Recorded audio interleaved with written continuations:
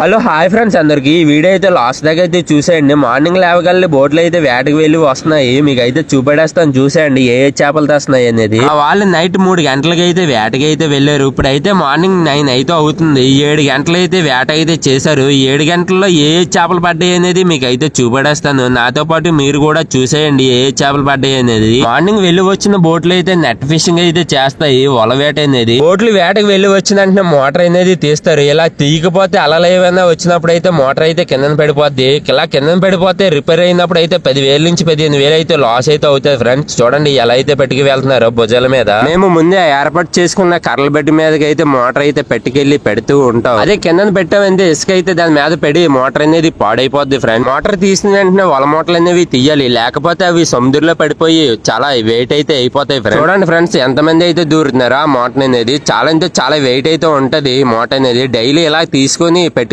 వెళ్ళాలి. వల మోటార్లు తీసిన వెంటనే ఇలాగ చేపలు అనేవి ఎమ్మేస్తూ ఉంటారు. వీళ్ళకైతే 2 సార్కులు అలాగే 2 వంజరాలు కూడా పడ్డాయి. ఇవి ఎంతకి వెళ్తున్నాయి అనేది మీరు అయితే లైవ్ లో అయితే చూసేయండి ఫ్రెండ్స్. మీకు అయితే చూపెడేస్తాను.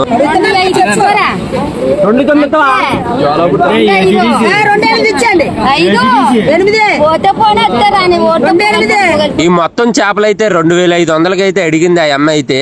ఆ అమ్మకి అయితే బేరం అయితే కన్ఫర్మ్ అయితే అయిపోయింది. చాలా అంటే చాలా ఎక్కువగా అయితే అడిగింది ఫ్రెండ్స్ ఈ చేపలు అనేవి. ఇవి అయితే కళ్ళొడుగులని పిలుస్తాం. మీరేమైంది పిలుస్తారో కామెంట్ చేయండి. చాలా అంటే చాలా టేస్ట్ అయితే ఉంటాయి. అలాగే ఇంకొక చేపలు అయితే వేలంపాట అయితే వేస్తున్నారు ఫ్రెండ్స్. చూడండి ఎంతకి వెళ్తాయి అనేది కామెంట్ అయితే చేసేయండి.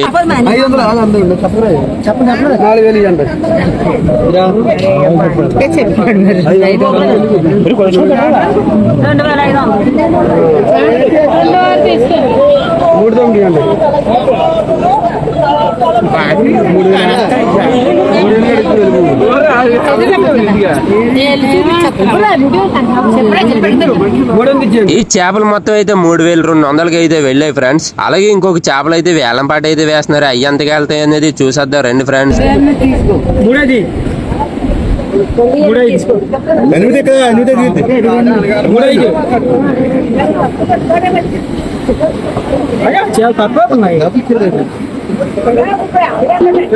ఈ చేపలు మొత్తం అయితే 2,800కి అయితే వెళ్ళాయి. పేతలు అలాగే రైలు అయితే వచ్చాయి. ఎంతకి వెళ్తాయి అనేది మీరు అయితే చూసేయండి ఫ్రెండ్స్.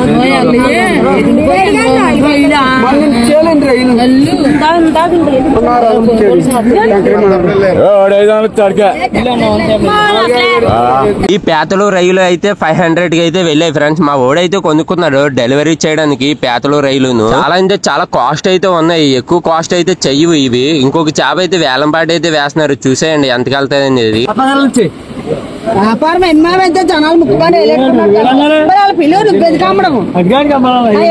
ఆ ఓడైతే 1,600 అయితే చెప్పాడు ఈ చేపను అనేది. కానీ ఆ అమ్మ అయితే 1000 రూపాయలు ఇచ్చింది లాస్ట్ కి. కొన్ని బోట్లు అయితే వాళ్ళతో పాటు చేపలు కూడా తెచ్చేస్తారు ఫ్రెండ్స్. చూడండి ఒడ్డుకి అనేది. ఒడ్డుకి తెచ్చి ఇలా అయితే తెప్పిస్తూ ఉంటారు. ఆ చేపలు అయితే కొవ్వాలని పిలుస్తాము. మీరేమైంది పిలుస్తారో కామెంట్ చేసేయండి ఫ్రెండ్స్. ఈ చేపల రేట్ అనేది ముందు అయితే చాలా బాగుంది. ఇప్పుడైతే చేపల రేట్ అనేది డౌన్ అయితే అయిపోయింది. ముందు అయితే 300 నుంచి 400 దాకా అయితే ఉన్నాయి 80 చేపలు. ఇప్పుడైతే 250 నుంచి 270 రూపాయల దాకా అయితే ఉన్నాయి కొవ్వల రేట్ అనేది. ఇలా వాళ్ళ నుంచి వేరు చేసే చేపలన్నింటినీ ఓ దిక్కలు పెట్టి అమ్మేస్తూ ఉంటారు. ఈ చేపలు కొనుక్కోవడానికి అయితే బయట ఊరు నుంచి అయితే చాలా ఎక్కువ మంది అయితే వస్తూ ఉంటారు. మీరు ఎప్పుడైనా సీ ఫుడ్ తిన్నారంటే కామెంట్ చేసేయండి ఫ్రెండ్స్. అలాగే ఈ చేపలు ఏమైంది పిలుస్తారో కామెంట్ చేసేయండి. ఈ అన్ని ఇంట్లో చిన్న పార్టీ ఉందని పేతలు రైలు అయితే కొన్నాడు. ఈ మొత్తం అయితే 5,000కి అయితే కొన్నాడు. చాలా అంటే చాలా ఎక్కువగా కాస్ట్ అయితే పడ్డది ఫ్రెండ్స్. ఈ ఊర్లో రైలు కాస్ట్ ఎంతో కామెంట్ చేసేయండి. లాస్ట్ కి అయితే బోట్లు అయితే దూరుకుంటున్నారు ఫ్రెండ్స్. ఒక బోట్ లో వెళ్లిన మత్స్యకారులు అయితే ఆ బోట్ ని అయితే దూరలేరు. 2 లేదా 3 బోట్లలో వేటకు వెళ్లిన మత్స్యకారులు అయితే కావాలి ఒక్కొక్క బోట్ ని అయితే ఒడ్డుకి అయితే పెట్టుకు వెళ్ళడానికి.